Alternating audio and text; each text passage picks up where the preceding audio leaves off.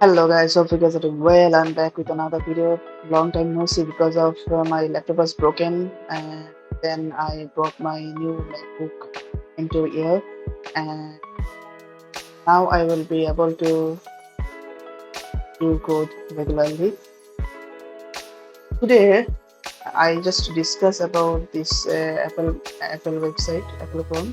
I previously posted on my YouTube channel video post, and you guys vote there that you want this tutorial, so that's why I'm actually make this website for you guys.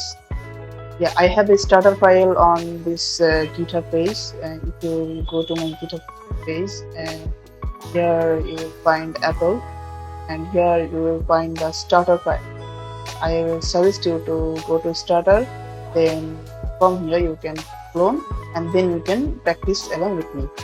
Okay, so yeah, that's the update for today, and I will be back this awesome website with you guys. Okay, so without further ado, let's get started for the introduction. So I just use app route for this website. Like if I go to my base code, you guys can see I use app route. Yeah? And also if you guys can see I'm in the main. If I go starter, then you guys will find empty, or just find page.js, loading.js, and layout.js. So page.js where the home page will stand in here in this home page, and if you have any loading state, and Nexus 13 app actually provide you by default loading.js component, you can call this easily. And also in the layout section here you can see children, and you can create a navigation bar and footer under this two area, okay, so that it can be detected from every layout. Okay, and also one more thing, I use Tailwind CSS. Okay. If you clone the starter file, you will get all these things.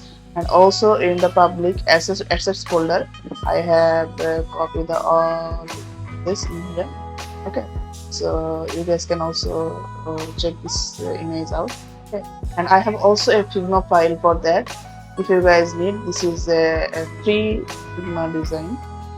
Okay, and you guys can also check, and I also make some changes according to Apple new design. If I go to Apple website, you guys can see they make something new like this one. I made this area new, and also the store here. Okay, so yeah, so these things you need to be checked, and you guys can also copy from here, and you guys can also export from here. Okay, so no worries. So yeah, this will be available in next video. I will show you the code in the next video. So thanks for watching.